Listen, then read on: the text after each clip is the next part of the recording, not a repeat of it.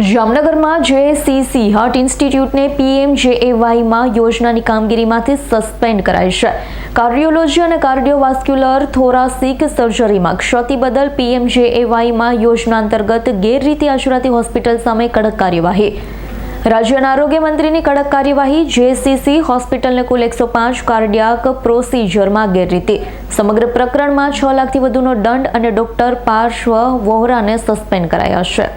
મુખ્યમંત્રી ભૂપેન્દ્ર પટેલના માર્ગદર્શનમાં અને આરોગ્ય મંત્રી પ્રફુલ્લ પાનસેરિયાના નેતૃત્વમાં આરોગ્ય વિભાગ દ્વારા સરકારી યોજનામાં ગેરરીતિ આચરાતી હોસ્પિટલો સામે સતત કડક કાર્યવાહી હાથ ધરવામાં આવી રહી છે. અંતર્ગત જામનગરની હાર્ટ ઇન્સ્ટિટ્યૂટમાં PMJAYમાં યોજનાની માર્ગદર્શિકાનું પાલન થતું ન હોવાથી ગેરરીતિ આચરાતી હોવાની આ યોજનાની કામગીરીમાંથી સસ્પેન્ડ કરવામાં આવી છે. હોસ્પિટલને કુલ 105 કાર્ડિયાક પ્રોસિજરમાં ગેરરીતિ બદલ ₹6 લાખથી વધુનો દંડ પણ કરવામાં આવ્યો છે. અંગે આરોગ્ય મંત્રી શ્રી પ્રફુલ્લ પાનસેરિયાએ જણાવ્યું હતું, રાજ્ય સરકાર આરોગ્ય સેવાઓને વધુ સુચારુ, પારદર્શક અને લોકહિતકારક બનાવવા સતત પ્રયત્નશીલ છે.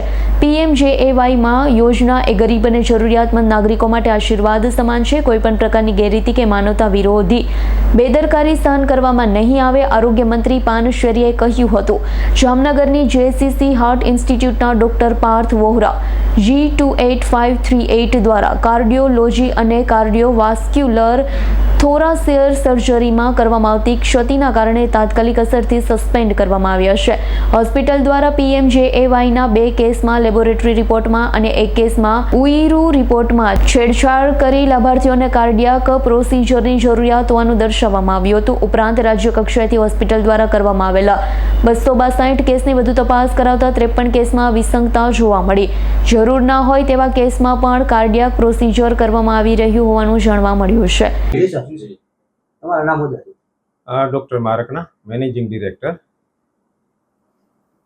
શું ઘટના આરોગ્ય દ્વારા કાર્યવાહી આરોગ્ય તંત્ર દ્વારા કાર્યવાહી કરવામાં આવી છે ઇન્સ્ટિટ્યૂટ સામે? શું કહેશો? બરાબર છે. હવે જ્યારે પણ અમને ખ્યાલ આવ્યો કે ભાઈ અમારા ડોક્ટર કાર્ડિયોલોજિસ્ટ આવી વસ્તુ કરી રહ્યા છે, ત્યારે તાત્કાલિક અસરથી અમે એમને સસ્પેન્સ કરી દીધા છે અને અહીંથી છૂટા કરી દીધા છે. કેવા પ્રકારની કાર્યવાહી ડોક્ટર દ્વારા કરવામાં આવી હતી અને સરકારના નિર્ણય શેના સંબંધિત છે? એટલે હવે એ સરકાર કહે છે કે ભાઈ અમુક પ્રકારના કેસીસ બિનજરૂરી કેસ કરેલ છે. ડોક્ટર દ્વારા તો અમને ક્યારે પણ કોઈ પણ સંજોગોમાં ક્યારે પણ એવી જાણ કરવામાં નથી આવી. મેનેજમેન્ટને અંધારામાં રાખી અને મેનેજમેન્ટને કોઈ પણ જાણ કર્યા વગર જ આ વસ્તુ કરેલ છે. અમને જ્યારે ખબર પડી ત્યારે અમને તો એવી ખબર પડી કે અમારું હેમ પોર્ટલ એને સસ્પેન્સ કરી દીધું છે આને કારણે, અને અમે એ જ દિવસથી અમે એમને ત્યાં અમારી હોસ્પિટલમાંથી સસ્પેન્સ કરી દીધા છે. સર, કેટલા વર્ષથી આ સેવા આપતા હતા અને ક્યારે તમારા ધ્યાને આવ્યું અને તમે શું કર્યું?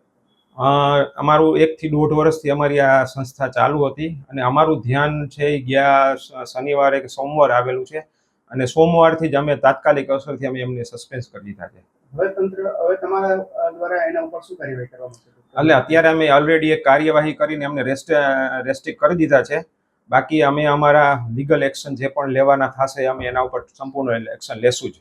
આરોગ્ય તંત્ર દ્વારા કેવા પ્રકારની કાર્યવાહી હોસ્પિટલ સામે કરવામાં આવી છે? આરોગ્યએ અમને અત્યાર સુધી બીજી કોઈ જાણ નથી કરી, પણ એક જે વસ્તુની અમને જે તે વખતે નોટિસ મોકલેલી હતી અને એ નોટિસ જ્યારે અમે ગાંધીનગર અમે ગયા ત્યારે અમને ખ્યાલ આવ્યો અને એને અમને પેનલ્ટી આપેલી હતી, અમે પેનલ્ટી ભરી દીધેલી છે. Okay sir.